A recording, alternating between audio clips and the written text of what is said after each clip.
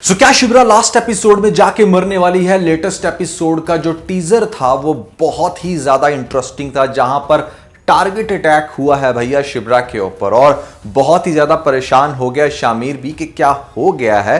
मैं पॉलिटिक्स में आया तो जरूर हूं, लेकिन मैं अपनी जिंदगी को दाव में कैसे डाल चुका हूं यह उसको बहुत अच्छे से फेस हो रहा है। तो अब क्या करने वाला है नेक्स्ट एपिसोड के अंदर, कौन से होंगे वो इंटरेस्टिंग सीन, ड्रामा एंड कब होगा और कैसे होगा, इन सभी क्वेश्चंस के आंसर मैं आज के वीडियो में देने वाला हूं। लेकिन इससे पहले आप लोगों को बताना चाहूंगा कि भैया this is going to be the last video before Eid.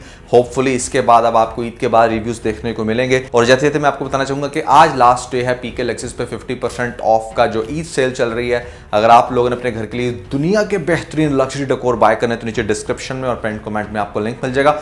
अभी जाएं, अपनी मर्जी का डेकोर खरीदने के बाद हमें अपना फीडबैक देना मत भूलिएगा। PK Luxus. We don't sell crap. तो मुलाजम कहता है कि मेरे बीवी बच्चों को छोड़ दो या मुझे मार दो, क्योंकि उसका कहने का मतलब है अगर तुम नहीं छोड़ोगे तो शायद मैं तुम्हें मार दूं। तो ये एक बड़ी अच्छी टेक्निक होती है कि अगर आपका मालिक जो है ना वो हद से आगे बढ़ जाए, तो यहाँ पर डेफिनेटली दाऊद उसके बीवी बच्चों को तो छोड़ देगा, बट अब उसी से अपने लिए कुछ काम करवाने लग रहे हैं। लेटेस्ट एपिसोड में आपने देखा कि जिस तरीके से यहाँ पर सबसे पहले रेस्टोरेंट में एक बंदा आता है, वो तंग करता है और शामिर का जो डाउट है वो बिल्कुल ठीक है। बहुत सारे लोगों को ऐसा लग रहा था कि शायद दाऊद ने ही वो बंदा भेजा और फिर दाऊद ने ही उसको प्रोटेक्ट करवाया। मुझे ऐसा नहीं लगता। जो बातें ये कर चुका है प्रेस कॉन्फ्रेंस में, वहां पर दिखाया गया है कि जो उसके साथ बैठा है इसका वो जो चच्चा है, जो भी अंकल इनका मिनिस्टर, उसको बड़ी तकलीफ हो रही थी कि किस तरीके से अब ये जो चेयरमैन बना है तो हमारी ही गाड़ियां छीनेगा, हमारे से ही मराद छीनेगा। तो वो क्या करेगा कि वो इसके ऊपर अटैक करवाएगा, वो इसको थ्रेट करवाएगा टू रियलाइज हिम कि कितना ज़्यादा कमज़ोर होता है एक बहुत मजबूत पॉलिटिशियन भी। तो उसने वो बंदा भेजा होगा और दाऊद ने ये चीज़ बहुत अच्छे से फील की फ़ौरन से, जब उसकी बेगम ने बताया कि वो तो प्रोटोकॉल के बगैर गया। अब वो चूंकि चेयरमैन बन चुका है तो प्रोटोकॉल बहुत ही ज़्यादा ज़रूरी है, जिसके चलते यहाँ पर फ़ौरन से पीछे से सिक्योरिटी गार्ड्स भेजेगा और वो जाकर इसको रेस्क्यू करते हैं। अब आकर पूछता है शामिर कि मुझे इसमें कुछ काला नज़र आ रहा है, ये कोई इतना कॉन्फिडेंस से आकर बंदा जो मुझे धमका रहा है, दैट मीन्स को उसके पीछे कोई तो पावरफुल हाथ है। दाऊद को लगता था कि मतलब यहाँ पर उसका बेटा शायद कमज़ोर पड़ के पार्टी छोड़ दे, लेकिन वो और मजबूत हो रहा है। एक इंसान की अपनी भी टीम होती है, कुछ ऐसे लोग जिनके ऊपर वो बहुत ज़्यादा ट्रस्ट करता है। तो अब वही आपको नेक्स्ट एपिसोड में दिखाया जा रहा है कि यहाँ पर सबसे पहले वो फजल बख्श को लेके आया। समटाइम जो एक आम इंसान रेडी लगाने वाला भी अगर आपका दोस्त बन जाए तो उससे भी आप बहुत अच्छे से फ़ायदा उठा सकते हो, जो आपको इस शामिर करैक्टर को उठाते हुए दिखाया गया कि पहले इसने इसी से बहुत कुछ सीख कर, वो खुद भी कहता है फजल बख्श के आज हूर परी तुम्हारे साथ बैठी है, अब इसी की मदद ले रहा है नेक्स्ट उसको अपनी पार्टी में शामिल करके। अच्छा, पार्टी का नाम लेकर जिस तरीके से उसको आगे से कमेंट मिला कि भाई पार्टी में जो लोग हैं वो नशे में धुत होके गिर जाते हैं, उसको ये नहीं पता कि वो बेसिकली उसको अपनी पार्टी यानी कि पॉलिटिक्स के अंदर इन करना चाह रहा है। तो एक तो उसको वो इन करेगा, फिर उसके बाद जाएगा सुखैना के पास, सुखैना को कहेगा कि मैंने तुम्हारी बहुत हेल्प की है, मैंने तुम्हारी शादी करवाई है, now this is the time के अब तुम मेरी हेल्प करो। तो वो कहेगी कि मैं क्या कर सकती हूँ, उसको कहेगा कि तुम पॉलिटिक्स में आओ मेरे साथ। तो वो आगे से कहेगी कि मैं पॉलिटिक्स नहीं ज्वाइन करना चाहती। वो कहेगा क्यों, इसलिए क्योंकि पॉलिटिक्स में बहुत ही करप्ट लोग होते हैं। तो आगे से वो उससे पूछेगा कि क्या तुम नहीं चाहते कि पॉलिटिक्स में तुम्हारे मेरे जैसे लोग हों जो करप्ट नहीं हैं, जो अच्छा काम करना चाहते हैं, या जिनको पता है कि कैसे करप्ट लोगों को सीधा करना है, या उन लोगों को जो ये दहशत फैलाते हैं। तो ये बात उसको सोचने पे मजबूर करेगी बिल्कुल कि ये कोई करप्ट लोगों ने ठेका तो नहीं उठाया हुआ कि उन्होंने हमेशा पॉलिटिक्स में ही रहना है, तो एक अच्छा इंसान भी आ सकता है। तो सुखैना उसके साथ मिलेगी, हो सकता है कि जो इसका दोस्त है उसकी बहन भी साथ मिल जाए, सॉरी बहन नहीं उसकी ही बीवी है। तो ये सारे जो इसके फ्रेंड्स हैं ये पॉलिटिक्स को ज्वाइन करेंगे और ड्रामा मुझे भाई अब जल्दी खत्म होता हुआ नजर नहीं आ रहा, क्योंकि इन लोगों ने ना इसको काफ़ी खींच दिया है। They are trying to maximum milk from out, क्योंकि उनको ऐसा लग रहा है कि ड्रामा बहुत ज़्यादा चूंकि वायरल चला गया है तो यहाँ पर हम इसको बहुत अच्छे से कैश कर सकते हैं, जो कर भी रहे हैं वो। अब नेक्स्ट एपिसोड में आपको दिखाया जाएगा कि यहाँ पर भाई स्पाई बन जाएंगे, खासतौर पर फजल बख्श। वो नोट करेगा कि कौन इसके ऊपर अटैक करवाने की कोशिश कर रहा है। नेक्स्ट एपिसोड में दोबारा से फिर से अटैक होगा यहाँ पर शिब्रा के ऊपर। शिब्रा भी बहुत चौंक जाएगी क्योंकि इससे पहले उसने ऐसा सीन नहीं देखा होगा कि जहाँ पर कोई उस पर गोलियों की भरमार कर दे, तो वो काफ़ी डर जाएगी। हो सकता है कि ये उसको धमकाने की एक साजिश भी हो कि वो किसी भी तरह से बस इसकी लाइफ से निकल जाए। किसकी साजिश है? महरीन के बाप की। एक बहुत ही घटिया काम कर रहे हैं, मतलब जिससे ये फील कराने की कोशिश कर रहे हैं शामिर को कि जैसे उसकी लाइफ तो स्टेबल है ही नहीं जब तक वो महरीन के साथ शादी नहीं कर लेता। तो एक तो पॉइंट हुआ ये। अच्छा, अब नेक्स्ट एपिसोड में जब इसके ऊपर अटैक होगा तो बहुत ही ज़्यादा यहाँ पर आपको दिखाया जाएगा कि जो हमारा ये शामिर है ये बहुत बड़े बड़े एक्शन लेगा। सबसे पहले तो जिसने बंदे छोड़े उनसे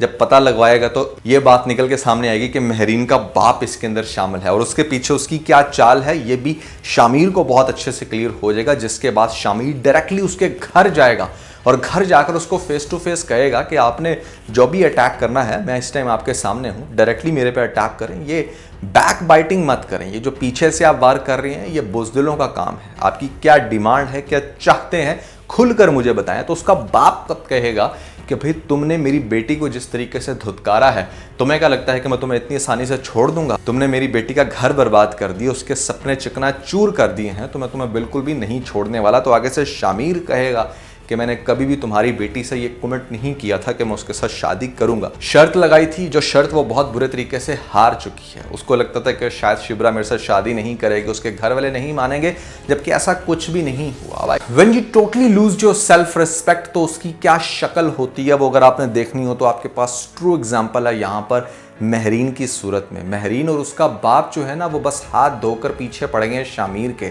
अब नेक्स्ट एपिसोड के अंदर और भी बहुत सारी इंटरेस्टिंग सिचुएशन बनेंगी, लेकिन उससे पहले मैं आपको लेटेस्ट एपिसोड की कुछ बोंगियां बताना चाहूंगा। सबसे पहले तो यार we definitely love romance but to some extent. अगर आपको हर टाइम ही सिर्फ ये दिखाने लग गए हैं कि हाँ बस यहाँ पर जो शामिर है और शिब्रा है वो दोनों एक दूसरे के साथ लव बर्ड्स की तरह लगे हुए हैं, तो definitely you will feel uncomfortable. Latest episode में भी 2 घंटे हुए नहीं शिब्रा को गए कि यहाँ पर फिर से आ जाता है हमारा शामिर और फिर वही सारा इनका नाटक शुरू हो जाता है। तो that is going to be a bit irritating now.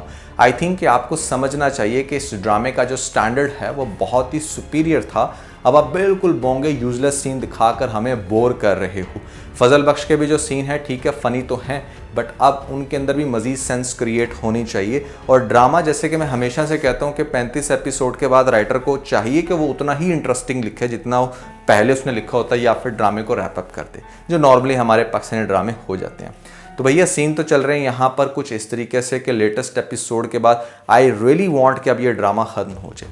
उसके अलावा जो आपको दिखाया जा रहा है कि यहाँ पर जो दाऊद है वो जिस तरह से प्लानिंग करके, या प्लानिंग वो बेसिकली करना नहीं चाह रहा, उसकी बॉडी लैंग्वेज से साफ ये वाज़ह हो रहा है कि वो किसी प्रेशर में है, a kind of useless pressure जो उसने खुद से क्रिएट किया हुआ है। लेकिन अगर वो अब आगे जाके कंपेयर करेगा, खास तौर पे जिस तरह से शामिर ने अपने सारे दोस्तों को अपनी पार्टी के अंदर शामिल कर लिया है, फजल बख्श आ गया है, जो उसके दोस्त की बेगम है वो भी आ जाएगी, यहाँ पर सुखैना आ जाएगी। अगर ये सब लोग मिलकर एक कंबाइन एफर्ट करते हैं तो ये आइडेंटिफाई कर पाएंगे कि किस तरीके से महरीन का बाप ये दोबारा से ये जो अटैक हुआ है हमारी शिब्रा के ऊपर, वो उसके पीछे वही था। ये सारी चीज़ें जब वो एक्सपोज करेगा अपने बाप के सामने कि आपको अपने बेटे की या बहू की तो शायद परवाह ना हो, लेकिन अगर पार्टी की भी परवाह है तो ये नीड टू अंडरस्टैंड कि आपको इस तरह के करप्ट लोगों से छुटकारा पाना होगा। अदरवाइज जिस तरह आपने अपनी बेगम को खोया, यानी कि मेरी माँ, वैसे ही आप मुझे भी खो दोगे और फिर अकेले बैठ के चाटते रहना इस पार्टी को, जो कि पार्टी पीपल में जो हमारी परसेप्शन है वो बहुत ही ज़्यादा स्पॉइल्ड हो चुकी है। तो मैं उसको रिकवर करने की कोशिश कर रहा हूँ और मुझे इसमें आपकी हेल्प चाहिए। अगर घर से ही मेरे लोग मेरे साथ नहीं होंगे तो मैं बाहर कुछ नहीं कर सकता। तो दाऊद को ये सारी बातें समझ में आएंगी और फिर आगे जाके वो डेफिनेटली अपने बेटे का ही साथ देगा और फिर हमारे महरीन के बाप को और महरीन को खुद को बहुत ज़्यादा जो है वो मुंह की खानी पड़ेगी। ये लोग डेफिनेटली आगे से अलग होंगे। बट इंटरेस्टिंग इस ड्रामे के अंदर बात ये है कि ये सारा कुछ कब होगा। क्या ये आपको अगर पॉजिटिव एंड ही दिखाना चाहते हैं फिर तो ये चीज़ें समझ में आती हैं, बट ड्रामे का दूसरा एंड है वो है ट्रैजिक एंड, जिसकी चांसेस मुझे बहुत ज़्यादा लग रहे हैं। ख़ासतौर पर जो टारगेट अटैक हुआ, जो आपको एक फीलिंग्स दिखाई जाती हैं, शामिर के फेस पे जो टेंशन दिखाई जाती है, शिब्रा की आंखों में जो चीज़ नज़र आ रही है, वो ट्रैजिक एंड की तरफ भी जा सकती है। जैसे लेट्स से हम अज्यूम करते हैं कि टारगेट अटैक हो और यहाँ पर जो हमारी शिब्रा है वो मर जाए, तो सोचो उसके बाद क्या होगा। जो हमारा शामिर है वो मज़ीद वाइब्रेंट होकर इस पार्टी का एक्सपोज कर देता है, सबके सामने बता देता है कि भाई इस पार्टी के अंदर ये मसले थे, मेरा बाप करप्ट है, उसके आगे से सारे मिनिस्टर करप्ट है, मैंने झूठी प्रेस कॉन्फ्रेंस की थी। तो भी सोचो ड्रामा हर तरह से इंटरेस्टिंग हो सकता है और ये बड़ी अच्छी एक वेरिफिकेशन भी होगी इस पार्टी की, क्योंकि उस पार्टी का चेयरमैन खुद बता रहा है कि उसकी पार्टी के अंदर कौन कौन से मसले मसाइल थे जिसकी वजह से उसने अपने प्यार को, अपनी बेगम को खोया। तो इस तरफ भी ड्रामे का एंड जा सकता है जिससे सबक सिखाया जा सके, बट चांसेस डेफिनेटली इसके कम है। ज़्यादा इसी चीज़ के हैं कि हाँ, शामिर का बाप दाऊद जो है वो बेहतर हो जाएगा, वो मिलकर अपने बेटे के साथ फाइट बैक करेगा, सारे मिनिस्टर्स जो कि करप्ट हैं उनको बाहर निकाला जाएगा और फिर ड्रामे का एंड एक अच्छा हैप्पी एंड की तरफ जाएगा। सो ये वो सीन थे जो मेरे माइंड में चल रहे थे, जो मुझे लग रहा था कि शायद अगर कोई ट्रैजिक हो तो इस तरह का सिचुएशन क्रिएट की जा सकती है, बट दोनों पहलू आपके सामने रखती हैं।